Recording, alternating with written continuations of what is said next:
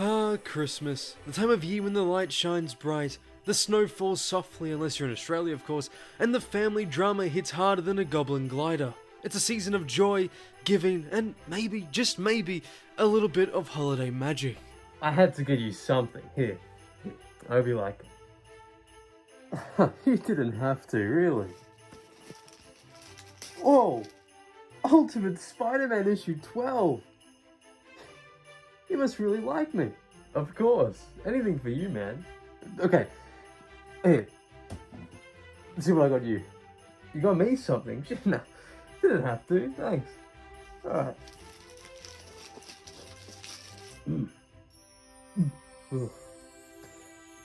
Amazing Spider-Man.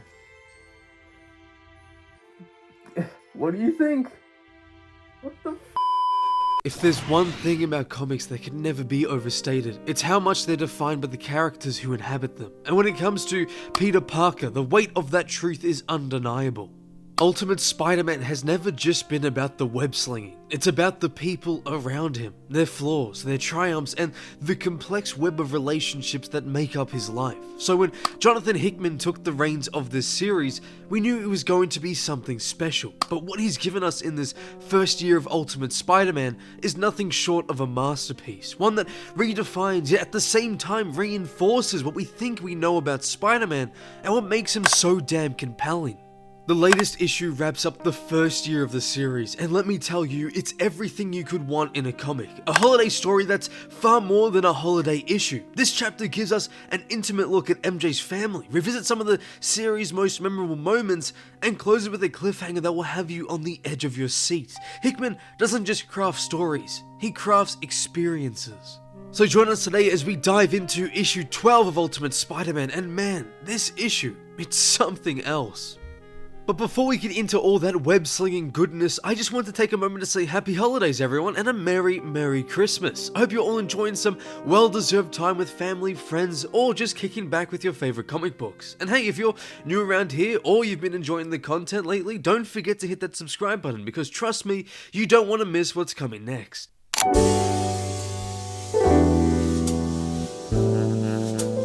Alright folks, let's dive in, because the latest issue of Ultimate Spider-Man takes us to a place we rarely see, a place where the real drama unfolds, not in the streets of New York or in the heat of battle, but in the warmth of the Parker household at Christmas time. The story kicks off at the Parker residence just days before Christmas, with the annual Christmas party underway. The house is buzzing with family, friends, and awkward small talk. Ben and Jonah arrive late, but there's an undeniable energy in the air, even if Mr. and Mrs. Brock couldn't make it this time. But let's be real, the real drama starts with Gail Watson's unexpected appearance, and trust me, her presence, it's definitely felt, just not in the best way. We'll get into that though, very soon.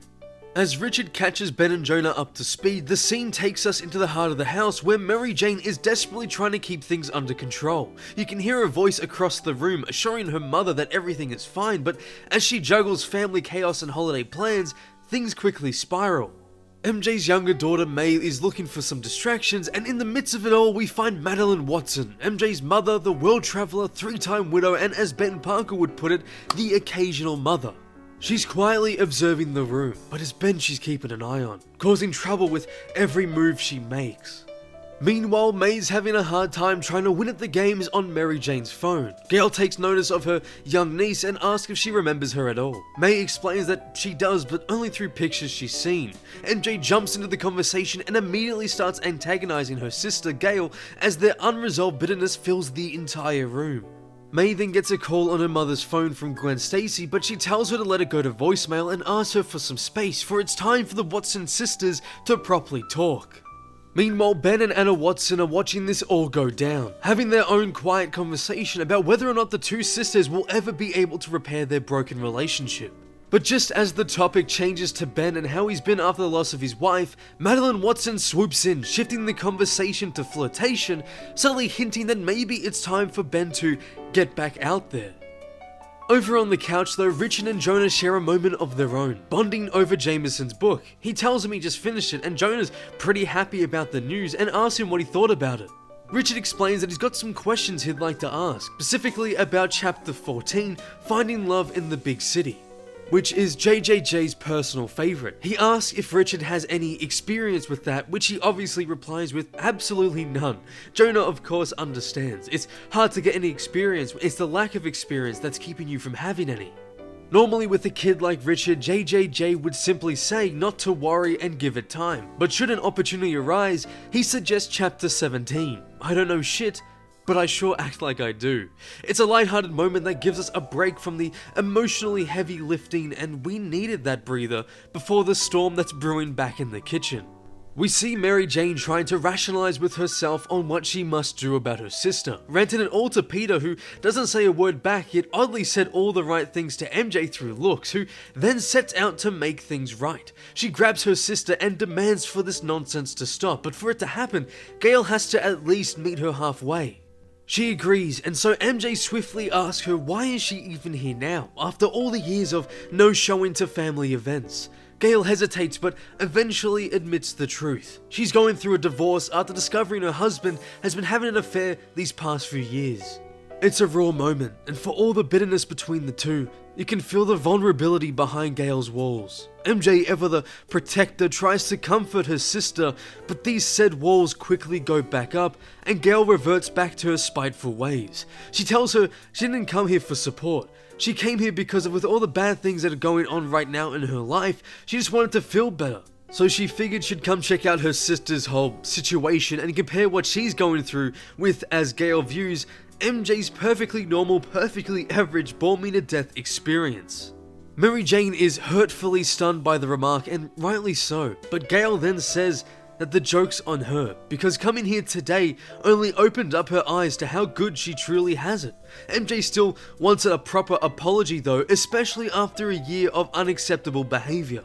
The story takes a turn towards healing, for when Gale finally admits her wrongs through tears and a real apology, MJ, in a moment of true forgiveness, embraces her sister. And just like that, we close out with a beautiful moment. A family at peace, a Christmas celebration, and the kind of quiet resolution that some of the best Spider-Man stories are known for.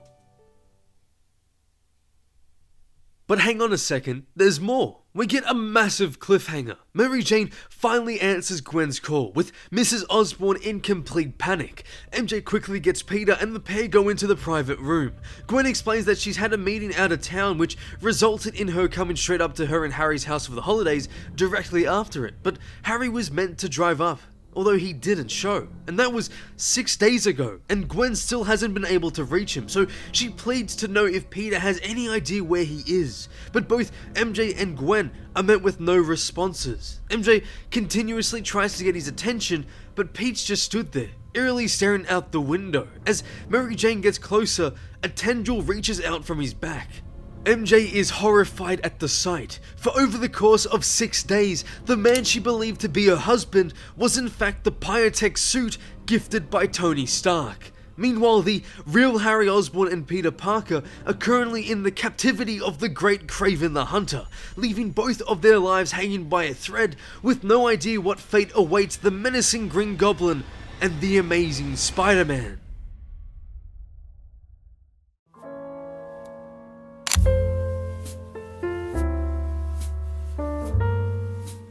And so with that, the first year of Ultimate Spider-Man comes to a close, and might I say, what a phenomenal year it's been. I say it all the time, to be honest, and I mean it all the time. This comic, this masterpiece by Jonathan Hickman, is the best comic of the year, and my god if this issue didn't cement it. The latest release of Ultimate Spider-Man is something special. It's a Christmas story, yes, a holiday issue, but more importantly, it's a tale about family.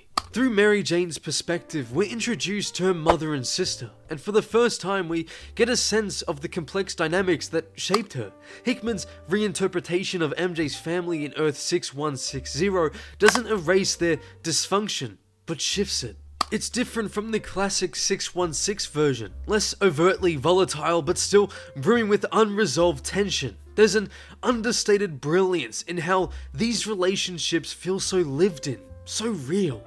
Hickman gives MJ's family a fresh layer of depth, making her not just Peter's wife, but a fully realized person whose struggles mirror her own personal arc. And for anyone who is still clinging to the notion that Ultimate MJ is just a trophy wife with no form of character, then hey, how you doing? Must have been a tough week for you. It's MJ as a character, fully realized, standing tall in her enthralling complexity. She's loving, she's resilient, and she's human in a way that makes you feel like you've known her forever. This is Hickman reminding us that every character in this world matters, that they're more than just extensions of Peter's story, that they're people with stories of their own. Then there are the smaller, quieter moments, those moments that linger, like the callback to Jonah and Richard's moment from issue 8. That simple yet heartfelt scene where Jonah gifts Richard the book. It's echoed here with Jonah giving Richard a Santa hat while sharing a conversation about his chapters of said book. And it's just beautiful. Kaketo's art, as always, takes it to another level. The little details in every single panel, the way the hat sits awkwardly on Richard's head, the warmth in Jonah's expression, it's all so deliberate, so layered. Kaketo doesn't just draw comics, he crafts them with the care and precision of someone who genuinely loves what they do. It's these human interpersonal moments that elevate Ultimate Spider-Man beyond just another superhero book. Hickman understands the heart of Spider-Man has always been the people around him. It's not just the big battles or the flashy villains, it's the quiet connections, the shared laughter, the love that makes the stakes feel real. And when Hickman delivers lines like, "Happiness is being surrounded by the people you love," followed by, "Fear is knowing it can all be taken away," is more than just a poignant moment. It's a reminder of what it means to live, to care, and to fear of losing it all. These interludes don't just add to the story, they give it texture. They're the kind of stylistic choices that make comics feel like poetry, and I hope we see more of them in the issues to come.